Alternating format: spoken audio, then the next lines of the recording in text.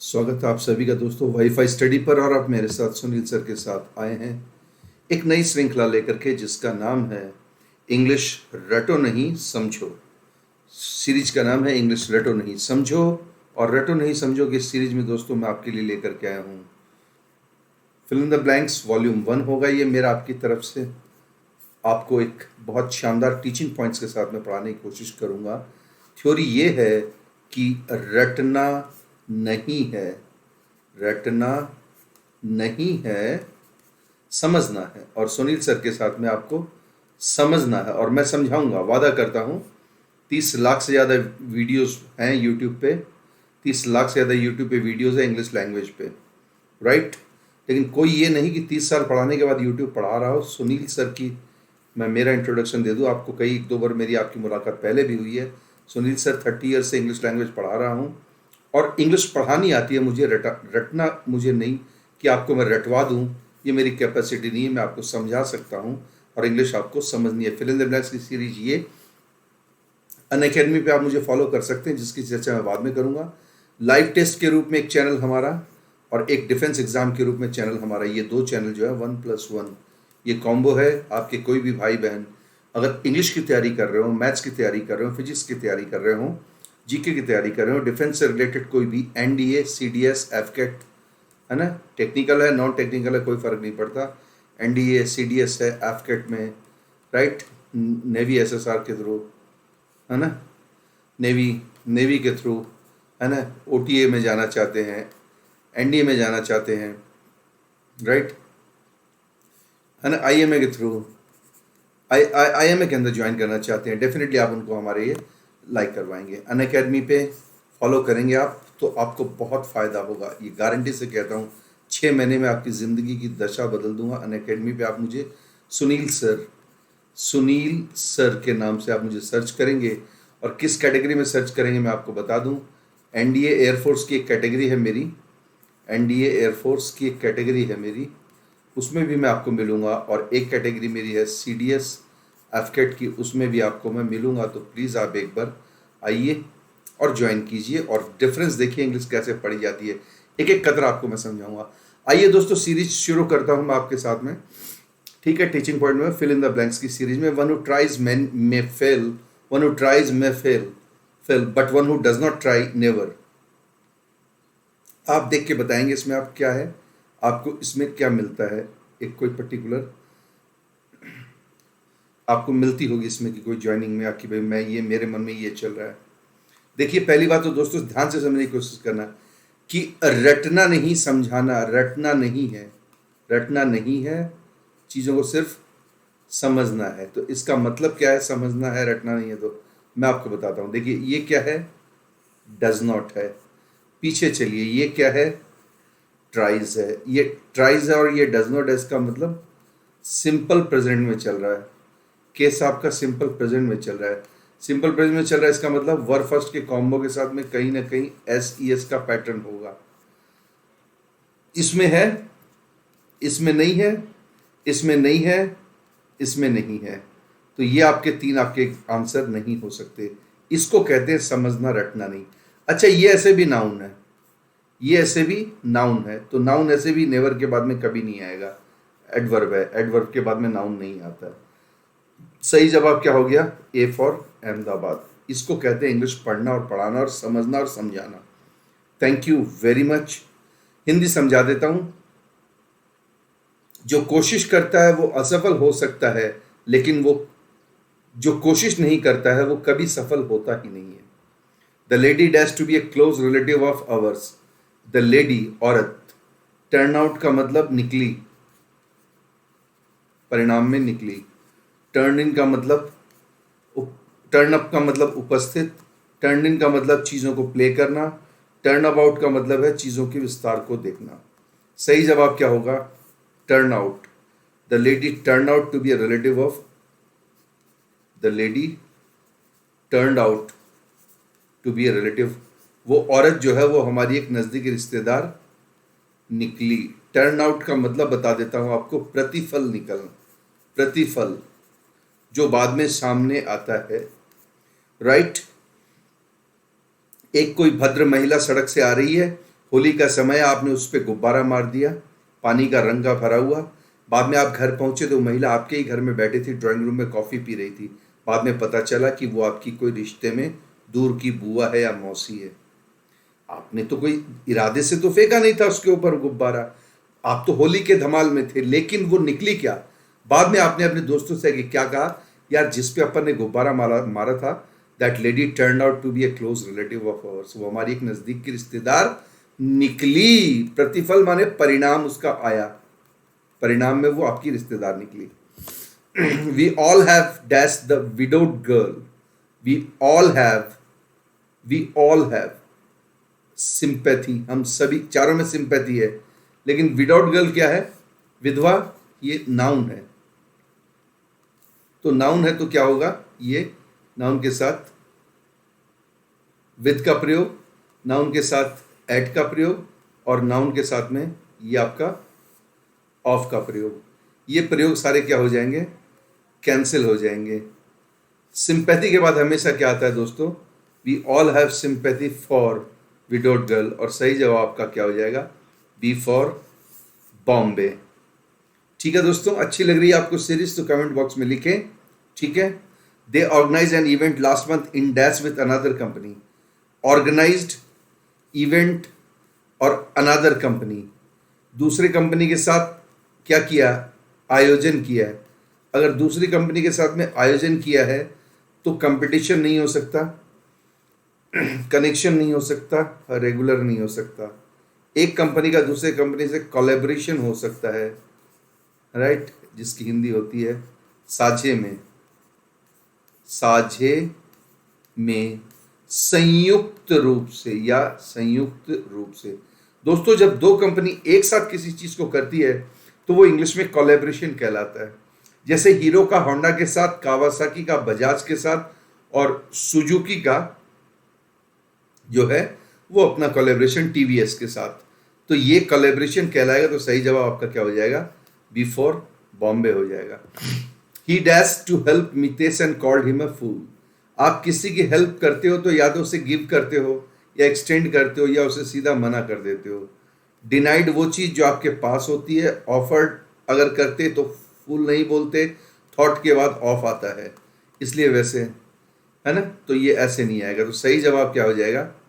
he refused he refused to help Mitesh and call him a fool, है ना। ठीक है।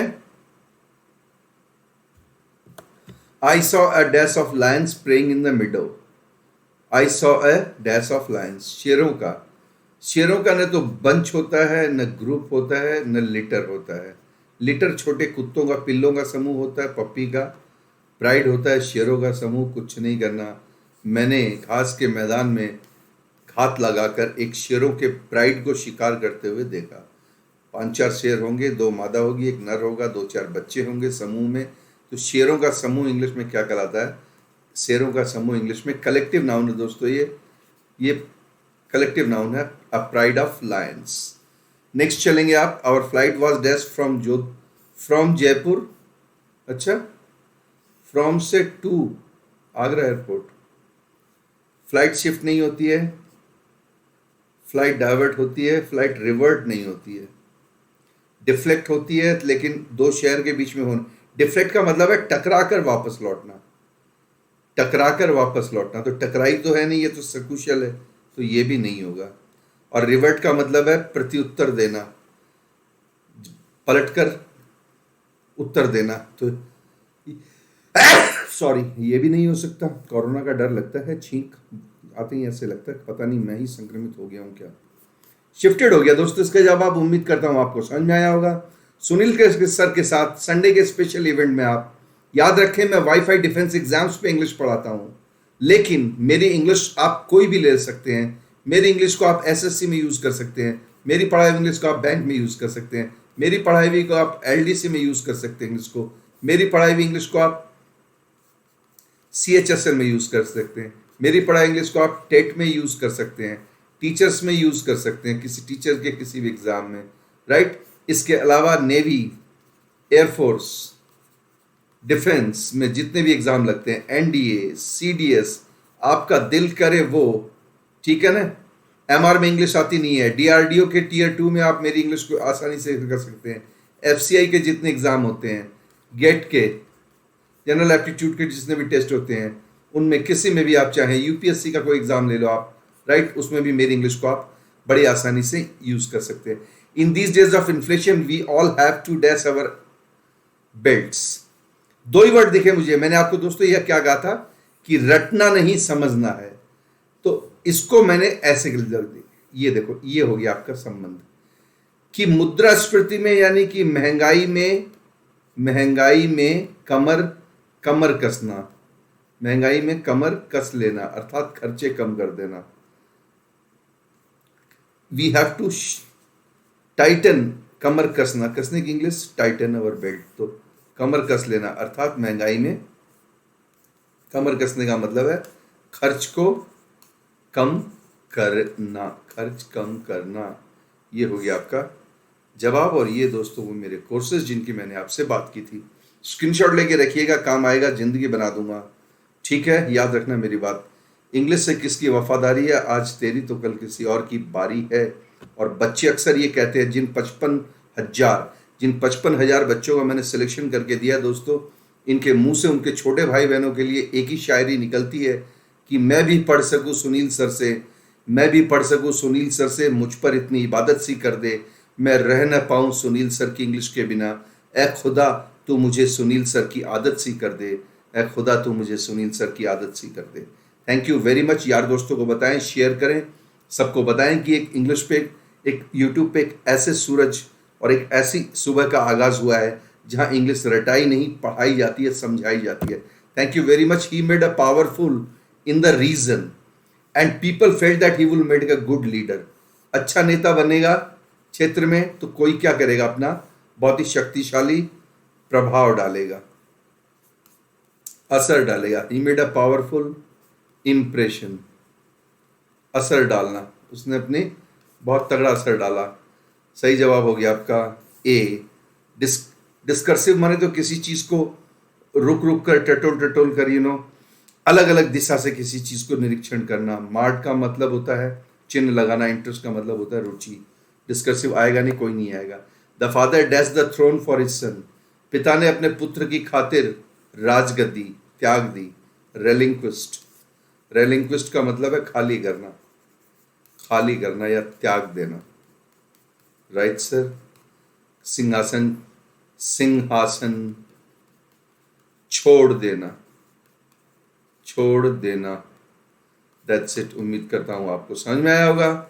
सही जवाब आपका क्या हो जाएगा, सी फॉर चंडीगढ़। ये हो गया आपके कैंसिल दोस्तों।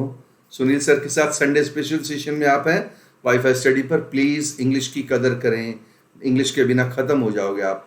मेरी बात बुरी लग सकती है आपको, लेकिन अनुभव इतना, मैं आपके पिताजी की उम्र का हूँ, आपको यकीन नहीं होगा शायद। मेरी एज है 52 ईयर्स, 52 साल का हूँ। मेरी बेटी जो है वो हाई कोर्ट में वकील है। सोचिए, मेरा बेटा अमेरिकन कॉल सेंटर में, मेरी बेटी हाई कोर्ट में वकील है। 52 साल का मैं खुद हूँ और 30 साल से मैं इंग्लिश पढ़ा रहा हूँ। 30 ईयर्स से 19 साल हो गए मैंने किताब नहीं छुई है, बंद करके। लास्ट किताब मैंने 2001 में खोली थी, उसके बाद मैंने किताब नहीं खोली। मुझे सब कुछ आता है। Please believe me, please trust me, please like share करें और जुड़ें। और यहाँ तो मैं सिर्फ सैटरडे संडे आता हूँ, तो आता हूँ वाईफाई स्टडी पे। मेरा मेन चैनल है wifi study defence exam, wifi study defence exam. आप प्लीज उस चैनल पे जरूर आए, वाईफाई स्टडी डिफेंस एग्जाम पे। और मैं आपको ये लिखा हुआ अभी साइड में देखिए, आप लोगों के साथ में डिफेंस एग्जाम्स पे आप मुझसे आइए और टाइप कीजिए इंग्लिश बाय सुनील सर, सब कुछ सिखा दूंगा। The dash of the chief was dash upon him.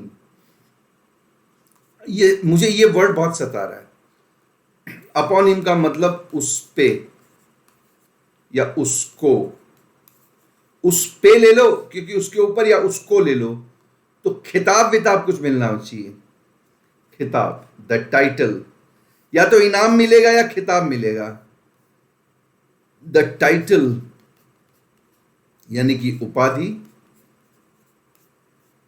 Of the chief यानी कि मुखिया की, उसे प्रदान की गई या उसे चीफ की उपाधि से नवाजा गया, सम्मानित किया गया। ये हो गया आपका टाइटल और बिस्टोड। और ये आपका हो गया सही जवाब, डी फॉर धन्यवाद दोस्तों। There were so many dash points in his speech that the audience dash to get the message. इतने पॉइंट्स थे उसकी स्पीच में कि श्रोता जो है वो संदेश पाने में, तो पॉइंट ज्यादा थे तो असफल रहे। और असफल कैसे, ये रहा देखो, मिल गया ना देखो। और असफल कैसे, ऐसे प्रासंगिक, क्योंकि बहुत ज्यादा अगर भाषण में आप पॉइंट ले लोगे तो वो क्या हो जाएंगे, अप्रासंगिक पॉइंट, और अप्रासंगिक पॉइंट है तो क्या होंगे, जनता जनार्दन जो है वो असफल रहेगी संदेश तक पहुंचने में। इसका मतलब सही जवाब आपका सी। ये लो आपका जवाब हो गया सी। स्लाइड प्रेजेंटेशन कैसे लगी आपको दोस्तों, आप बताना। क्वेश्चन का स्टैंडर्ड कैसा लगा। याद रखें, सीधी बात, नो बकवास। इंग्लिश रटनी नहीं है, इंग्लिश को पढ़ना है। सिर्फ इतना याद रखें कि फिल इन द ब्लैंक्स हर एग्जाम का हिस्सा है। हर एक एग्जाम का हिस्सा है, ठीक है, हर एक एग्जाम का हिस्सा है। तो दोस्तों मैं झूठ नहीं बोलता हूं, मेरी एक सीरीज चलती है वाईफाई स्टडी डिफेंस एग्जाम पे, सीधी बात नो बकवास। सीधी बात पे आता हूं, कोई बकवास नहीं है उसमें, ठीक है। नेक्स्ट पॉइंट पे चलेंगे। ये आपको करवाई दिया, फेल टू सी हो गया, इररिलेवेंट। इंटरेस्टिंग पॉइंट था तो फिर समझने की कोशिश क्यों की, रेलिवेंट था तो पब्लिक ने जल्दबाजी क्यों की, और सतही था ऊपर ऊपर तो पब्लिक ने सुना ही क्यों, सवाल ही नहीं है। She was so dash that she was dash by all. She was by all माने सबके द्वारा। तो या तो अपमानित हुई होगी, या प्रशंसित हुई होगी, या बड़ाई हुई होगी, या अपमान हुआ होगा। शी वॉज अपमानित होती है, मान लो मूर्ख है तो प्रशंसा कैसे हुई, मूर्ख की प्रशंसा नहीं होती है। और घमंडी है तो घमंडी का सम्मान नहीं हो सकता, और उत्कृष्ट है तो उसे चेतावनी नहीं मिल सकती। अब वो इतनी प्रतिभाशाली है कि हर कोई उसका सम्मान करता है, प्रशंसा करता है। प्रतिभाशाली और प्रशंसा, ये दो वर्ड जो डी में है, प्रतिभाशाली और प्रशंसा, इन दो वर्ड ने कह दिया कि सुनील सर ने सही कहा, इंग्लिश रटी नहीं समझी जाती है। आइए दोस्तों, he was so at his job that he was asked to give a dash to his visitor at his job। अपने काम में इतना था कि उसको कहा गया कि वो विजिटर क्या करते हैं, देखते हैं तो डिस्प्ले हो सकता है, विध्वंस नहीं देखेंगे, खुलासा नहीं देखेंगे। खुलासा सुना जाता है, या तो डेमोन्स्ट्रेशन देखेंगे और या डिस्प्ले देखेंगे। लेकिन जॉब में कोई अच्छा देना है ना, तो डिस्प्ले दिया नहीं जाता है, तो ये भी गलत हो गया। आप क्या देते हो, डेमो देते हो। और वो इतनी अपनी कला में इतना निपुण था, चतुर, तो ही वॉज सो अडेप्ट का मतलब निपुण। क्या बोला मैंने, आपको सुना आपने, ही वॉज सो अडेप्ट। वो अपनी कला में इतना ज्यादा महारती था, चतुर और निपुण था। अडेप्ट होना बोलते हैं ना जिसको इंग्लिश में आप, adapt. That give a demo, तो हर एक को उसने डेमो दिया। तो सही जवाब हो जाएगा आपका D for Dehradun. The little boy rain fast, और यहां आ गया दैट। अगर दैट आ गया तो टू आएगा नहीं, दैट के साथ सो आता है, दैट के साथ फास्ट वेरी दैट नहीं आएगा, सो आएगा। तो या तो बी होगा और या डी होगा। सीधी बात नो बकवास, इंग्लिश रटनी नहीं है, समझनी है। लड़का दौड़ा इतना तेज कि सांसें, कि वो सांसों के लिए हाफ रहा था। ही वॉज गैस्पिंग का मतलब हाफना, दम फूलना, सांसें कम पड़ना। सांसों के साथ संघर्ष करने को इंग्लिश में गैस्प करना कहते हैं। कोरोना में ये बहुत ज्यादा होता है। दोस्तों सही जवाब है बी। देखिए मैंने क्या किया, पहले टू और वेरी को दो को काटा, क्योंकि दैट के साथ में वो कॉम्बो फिट नहीं बैठता है। तो दैट और सो का क्या होता है दोस्तों आपस में, सो दैट का आपस में क्या होता है, मेल होता है। देखो ये चश्मा बन गया, ये चश्मा बन गया, और सो दैट चश्मे की दो डंडी हो गई ना, तो ये इसका कॉम्बो हो गया। एम आई राइट, ठीक है ना। चलिए next. It was once that being overweight it was once, once माने it was once that being overweight was healthy, कि मोटा है ना स्वस्थ की, ऐसा वहां माना जाता था। इट वॉज वंस रूमर्ड, अफवाह थी, अनुमान किया जाता था, हंसी मजाक किया जाता था। It was once believe that being overweight was healthy, but परंतु आजकल कुछ ही लोग इसको मानते हैं। ठीक है सर, बिल्कुल, एक बार ऐसा हुआ, परंतु ये नाउ है, नन नहीं है। मैं टीचर हूं, मुझे इंग्लिश आती है, बट नाउ अडेज, नन अडेज नहीं, ये नाउ अडेज, नाउ अडेज। परंतु इन दिनों बहुत कम लोग इस धारणा पर यकीन करते हैं, नाउ अडेज, एम आई राइट।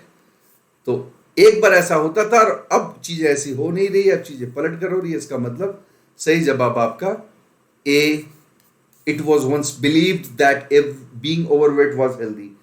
किसी समय ऐसा माना जाता था कि मोटा होना स्वस्थ शरीर की निशानी है, परंतु आजकल लोग इस दृष्टिकोण का समर्थन नहीं करते। सब्सक्राइब करने का मतलब है अनुमोदन करना, समर्थन करना।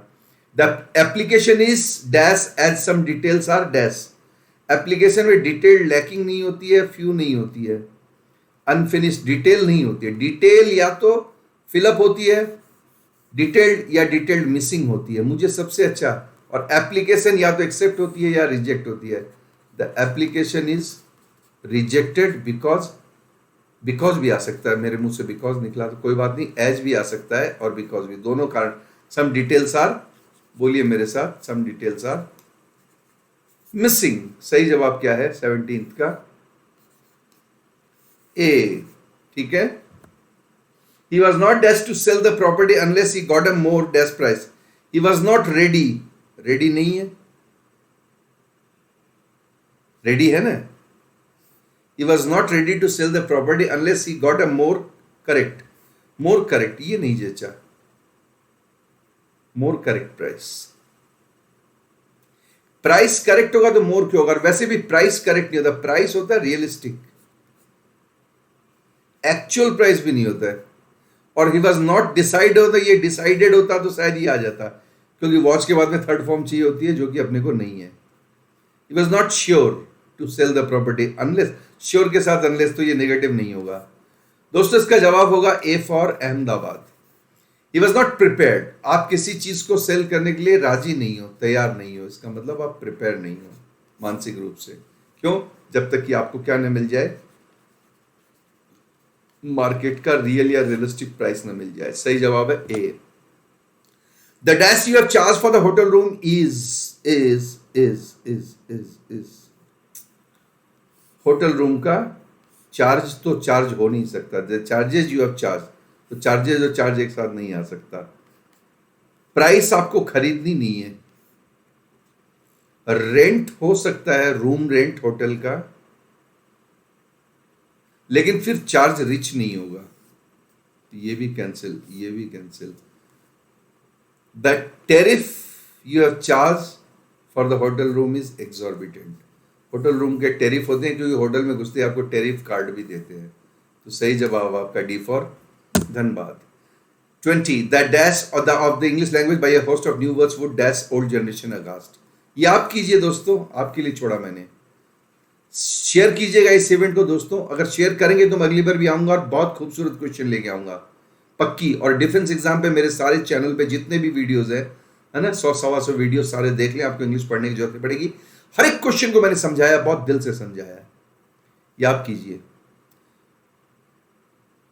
यहां इंट्रोडक्शन अगर लगाते हैं, the introduction of English language by a host of new words, तो न्यू वर्ड्स का इंट्रोडक्शन होता नहीं है, कैंसिल हो गया। The invasion of the English language by a host of new words would leave the old man aghast. Leave. Aghast माने भौचक्का और leave माने रह जाना, भौचक्का रह जाना। ये leave बैठ गया। शॉक के साथ आघात नहीं आएगा, शॉक का मतलब भी आघात और आघात का मतलब भी आघात।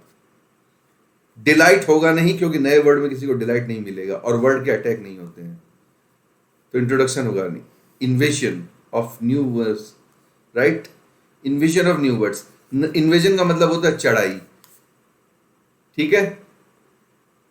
तो प्राचीन जो पुरानी पीढ़ी है उसको आप नए शब्दों के साथ चढ़ाई करोगे तो वो बेचारे भौचक्के रह जाएंगे। आप बोलोगे डूड, ब्रो, डूडस, सेल्फी। सेल्फी उस जमाने में थी नहीं, तो कैसे आप तो उन पे ऐसे शब्दों से चढ़ाई करोगे तो वो हक्के बक्के रह जाएंगे। अघास्ट का मतलब हक्का बक्का, राइट, एडजेक्टिव है। सही जवाब हो गया बी फॉर बॉम्बे। तो ये था सुनील सर के साथ में सिलसिला सीधी बात नो बकवास का। और थीम क्या थी आज की? इंग्लिश को रटना नहीं दोस्तों, इंग्लिश को हमें समझना है। सुनील सर के साथ 30 सालों का अनुभव, बिल्कुल नई स्टाइल में, केवल और केवल और केवल एक्सप्लेनेशन। एक्सप्लेनेशन एक नारा याद रखना इंग्लिश में यूट्यूब पे, पढ़ाता हर कोई है, समझाता कोई कोई है। Views, watch hours, like, dislike, इससे यहां की शांति तो मिल सकती है इस जगह की और इसकी भी, आंखों की भी, लेकिन एक सुकून जो जमीर को मिलता है, जमीर को सुकून केवल तभी मिलता है जब आप दिल से पढ़ा करके अपने बच्चों को समझा देते हैं। सुनील सर ने इंडिया की टॉप मोस्ट बेहतरीन कोचिंग इंस्टीट्यूट में पढ़ाया है। मैं दिल्ली मुखर्जी नगर में एसएससी प्री मेंस सीजीएल की तैयारी करके आया हूं, करवा के आया हूं, टियर 1 की, टियर 2 की, और मुखर्जी नगर में मुझे लोग नाम से जानते थे। Thank you very much. Channel को लाइक शेयर सब्सक्राइब करें।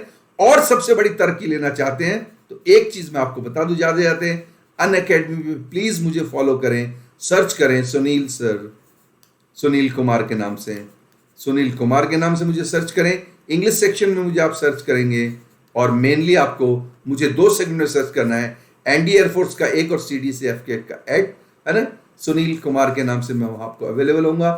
Thank you very much. मेरे साथ जुड़े रहिए। कसम से घर में अगर दीपक न जला दिए कामयाबी के, मेरा नाम सुनील नहीं। बहुत बहुत शुक्रिया आपका। Thank you very much. Have a nice day.